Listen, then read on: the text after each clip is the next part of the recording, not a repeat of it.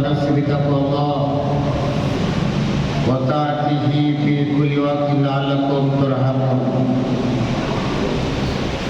قال الله سبحانه وتعالى في القرآن العظيم وهو أصدق القائلين: أعوذ بالله من الشيطان الرجيم بسم الله الرحمن الرحيم.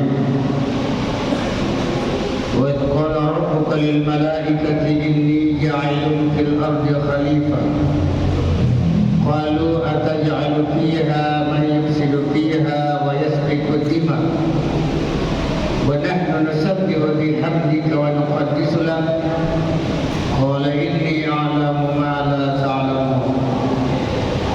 صدق الله العظيم. Surah Al-Baqarah ayat 30. Ikhwanul muslimin sidang jamaah Jumat rahimakumullah. Syukur alhamdulillah adalah kalimat yang paling mulia dan sempurna. Untuk kita nyatakan syukur kepada Allah Subhanahu wa taala atas segala teguran karunia, rahmat, hidayah, ma'unah dan taufik yang diberikan kepada kita semua, sehingga alhamdulillah pada hari yang penuh berkah ini, di sela-sela aktivitas dan kesibukan kita dapat hadir di Baitullah ini, di rumah Allah ini, untuk menyatakan kehambaan kita kepadanya. Semoga nilai-nilai yang terkandung dalam ibadah Jumat kita hari ini dapat menjadi bekal untuk kita bawa sampai pada Jumat berikutnya dan seterusnya. Salawat, selamat kepada Nabi Muhammad sallallahu alaihi wasallam. Nasabaya Nabi Muhammad akan mencari sahabat dari pancadi makutu palisana.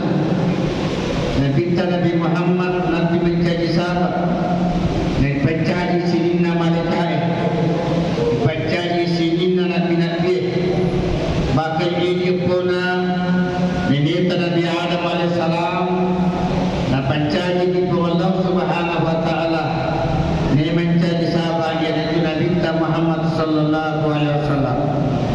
Maka dia Allah Subhanahu wa taala yang hadis kudusinya, "Laulaka ya Muhammad ma khalaqtu dunya wa ma fiha." Nah, coba tanya itu Muhammad menjadi pencari itu. Dia tahu pencari tentu mereka kipahana angin yang selino. Karena kita bahkan filosof mengatakan bahwa yang dimaksud daripada dunia itu adalah masih Allah. Selain daripada Allah itu adalah alam.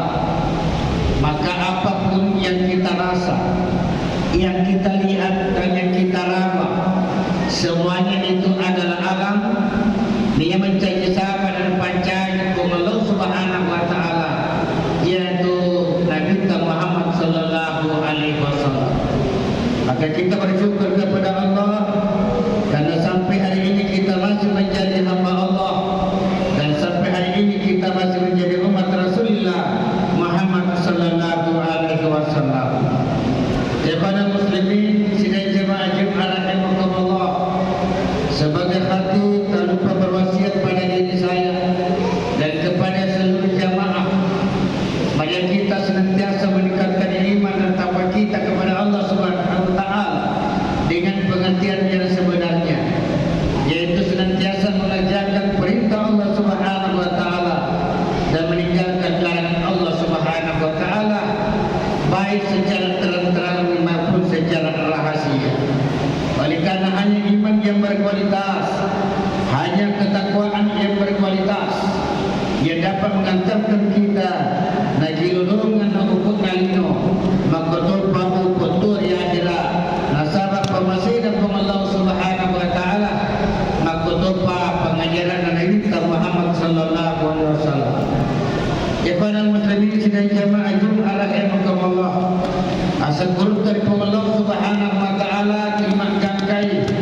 Nasabah alhamdulillah sanjana iwatuin kamu pergi mencajiatan Allah Subhanahu wa taala. Nani kita mencajiatan Allah taala melebih di sisi Allah taala.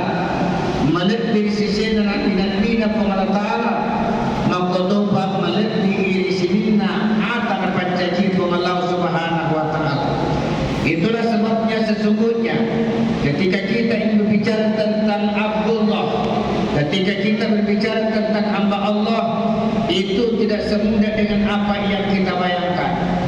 Betapa tidak, oleh karena kita saja yang namanya manusia itu tidak ada pancaji kum Allah Subhanahu wa taala na kuntaji kum Allah taala lawan cicinna malaikat. Di dalam ayat Al-Quran yang saya bacakan tadi, surah Al-Baqarah ayat 30, Allah Subhanahu wa taala menyatakan, Bismillahirrahmanirrahim. Wa qala rabbuka lil malaikati inni ja'ilun fil ardi khalifah. Qalu ataj'alu fiha ma yufsidu fiha wa yasfiku ad-dima' wa nahnu nusabbihu bihamdika wa nuqaddisu lak. Qala inni a'lamu ma la ta'lamun. Ingatlah ketika Allah berfirman kepada malaikat, wahai malaikatku, sesungguhnya saya akan menciptakan khalifah di muka bumi. Qalu ataj'alu fiha ma yufsidu fiha wa yasfiku ad-dima'. Wahai Tuhanku, akankah engkau menciptakan manusia di muka bumi yang mana ketika Allah menciptakan manusia tersebut mereka akan membuat kerusakan, bahkan akan membuat pertumpahan darah. Wa nahnu nusabbihu bihamdika wa nuqaddisu lak. Padahal aku ini malaikatmu siang malam bertasbih dan memuji kepadamu. Wa nahnu nusabbihu bihamdika wa nuqaddisu lak. Engkau tuli puji lauriku buatku. Tapi ada nasaku Allah Subhanahu wa taala, inni a'lamu ma la ta'lamun. Sesungguhnya aku mengetahui apa yang kamu tidak ketahui. Oleh jumhur ulama memberikan penjelasan, salah satu hikmah dari ayat ini bahwa ketika itu malaikat bertanya kepada Allah Subhanahu wa taala, apakah Allah ingin menciptakan manusia yang menjadi khalifah di muka bumi? Hikmah yang pertama dapat kita ketahui bahwa dari segi penciptaan dioloi malaikat ada pancaji Allah taala dan dapat dari pancaji sini narupatawi. Nah sahabat nak bertanya Allah taala lawan malaikat itu nak ilmu pancaji pertama. Kemudian yang kedua, ada sebagian ulama sufi mengatakan bahwa makna daripada wa idh qala rabbuka lil malaikati inni ja'ilun fil ardi khalifah dimaknai bahwa informasi yang Allah sampaikan kepada malaikat itu sesungguhnya sasarannya adalah kepada dunia ini. Makanya Allah Ta'ala, wahai dunia, saya akan menciptakan khalifah di muka bumi yang akan mengelola kamu. Maka tunduklah kamu kepada manusia yang menjadi hamba kepadaku dan perbudaklah manusia yang menjadi hamba kepadaku. Jadi engkau bertuangi sistem itu kena, ia beritana Allah Ta'ala, nah ia pertujunna, nak beritangi laurinoi bahwa dunia ini akan dikelola oleh manusia. Tapi apabila manusia terlena, terlalu cinta kepada dunia, maka dia akan menjadi hamba kepada dunia itu sendiri. Sehingga kepada Allah Ta'ala mencajata kalau di atas pencajata alena luria, tapi pencajata tahu bukan mencajata loriku. Itulah sebabnya betapa bahayanya kita terlalu cinta dunia. Sebab apabila kita terlalu cinta dunia, jangan sampai kita lupa diri bahwa sesungguhnya saya ini adalah hamba Allah Subhanahu wa taala. Kemudian yang kedua, apa yang dikatakan oleh malaikat qul atajalu fiha majstufi wa yasfiku dima. Di sini memberikan informasi bahwa kejadian malaikat itu tidak sama dengan kejadiannya manusia. Bagaimana kejadiannya malaikat? Imannya malaikat la yazidu wa la yanqus. Imannya malaikat tidak pernah bertambah dan tidak pernah berkurang. Makanya tidak pernah kita lihat di televisi membaca koran bahwa ada malaikat yang melakukan kejahatan. Kenapa? Karena memang tidak ada potensi malaikat untuk melakukan kejahatan. Tetapi ini atanda Allah Ta'ala yazidu wa yanqus. Kita punya iman, ada kalanya bertambah, ada kalanya berkurang. Itulah yang tidak diketahui oleh malaikat. Sehingga ketika malaikat melihat dirinya banyak ibadahnya, as-sawani wa sawfalil Allah Subhanahu wa ta'ala puja dari Allah Ta'ala, sanggenya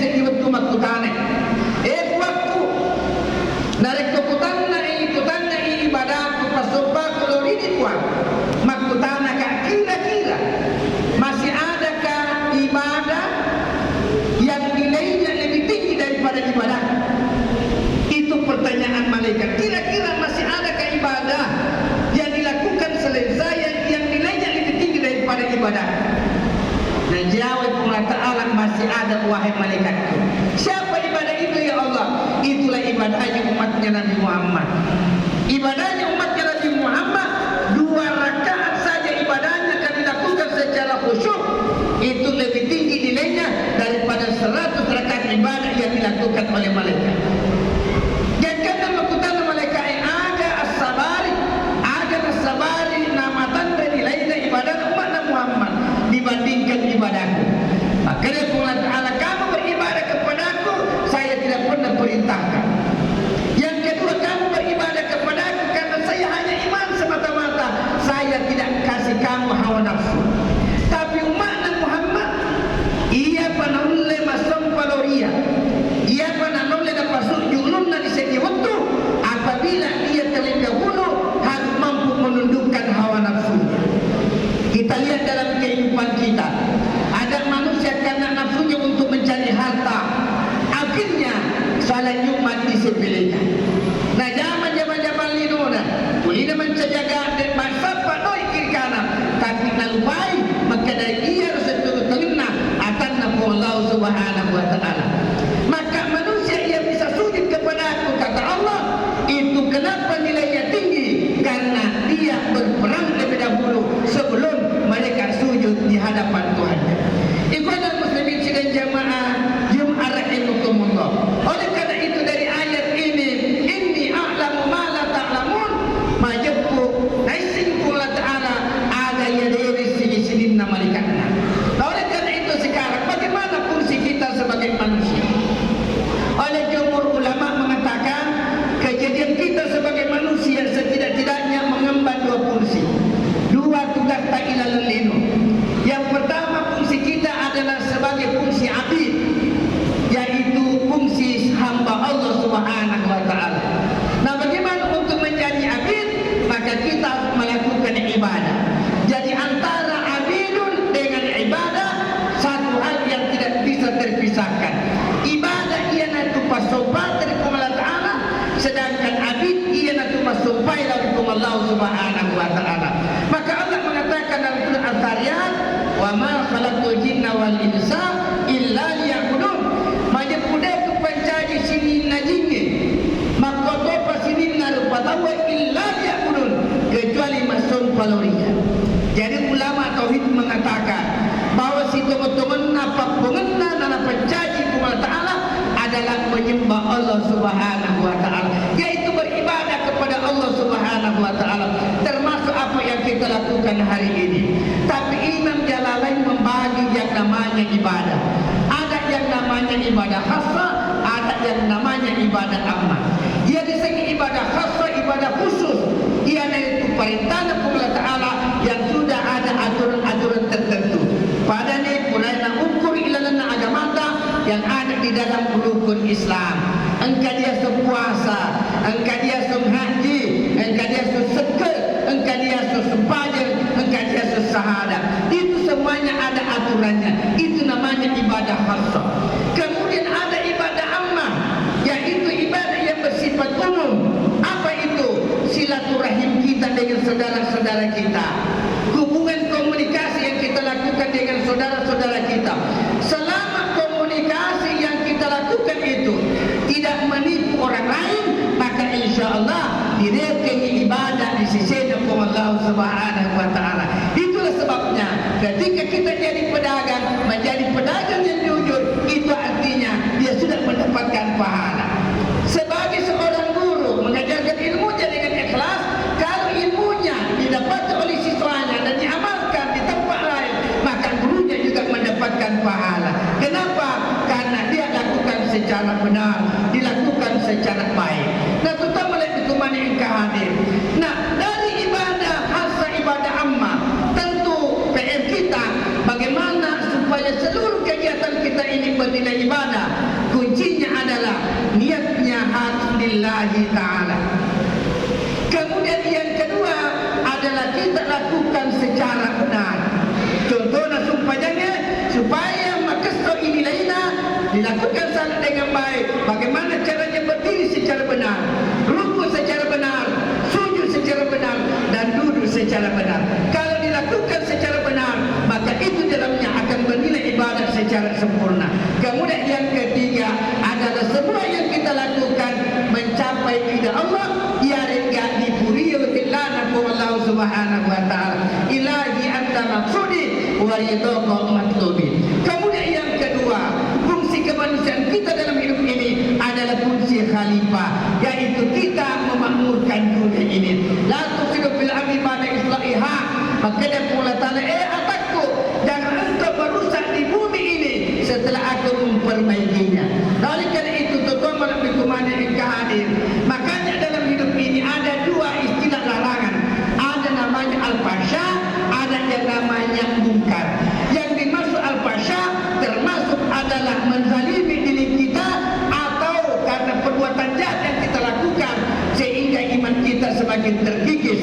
Yang kedua, al-fasha adalah perbuatan amoral. Tapi ketika kita bicara wal munkar adalah perbuatan yang tidak benar melalui merusak apa yang telah disiapkan oleh pemimpin kita atau pemerintah kita. Contoh misalnya lampu jalan yang sudah tertata dengan baik, tapi ketika itu kita rusak, itu namanya perbuatan munkar. Nah, oleh kerana itu tuan-tuan yang hadir, untuk menjadi khalifah fil ardi itu memang tidak ringan. Makanya jumhur ulama mengatakan syaratnya menjadi khalifah setidak-tidaknya ada tiga. Yang pertama, mafacin adinna. Kemudian yang kedua, sehat jasmanianya. Kemudian yang ketiga adalah nafsunya terkendali. Karena inilah yang merusak tatanan dalam kehidupan kita. Kalau hati kita kotor, maka cemburu ini hati akan terasa dalam kehidupan kita. Kemudian kalau tubuh kita sakit-sakitan, maka aktivitas kita akan terbatas. Kemudian manakala nafsu tidak terkendali, maka itulah yang membuat kita melakukan hal-hal yang sesungguhnya sangat dilarang di dalam agama kita. Oleh kerana itu, semoga Allah merahmati kita semua sehingga insya Allah fungsi kemanusiaan kita dengan tuntunan Allah, dengan hidayah Allah Ta'ala, insya Allah kita bisa memiliki dua fungsi kemanusiaan kita. Kita jadikan diri kita hamba Allah Subhanahu wa Ta'ala, sama ini pertanggungjawabkan firman Allah Ta'ala. Kemudian yang kedua adalah fungsi kekhalifahan, yaitu memakmurkan bumi ini dengan menebarkan kebaikan-kebaikan, baik kebaikan pada diri kita, dalam keluarga kita, dalam masyarakat kita, demikian pula untuk bangsa dan negara kita, sehingga insya Allah engkau ibadat dan terima Allah Ta'ala, engkau salatan dan puji Allah Ta'ala, dia firman pertama di surga nasabak pamase si mata-mata dan Allah Subhanahu wa Ta'ala insya Allah. Barakallahu li wa lakum fil Qur'anil azim wa nafa'ani wa iyyakum bil ayati wa dzikril hakim wa taqabbal minni wa minkum tilawatahu innahu huwas samiul basir.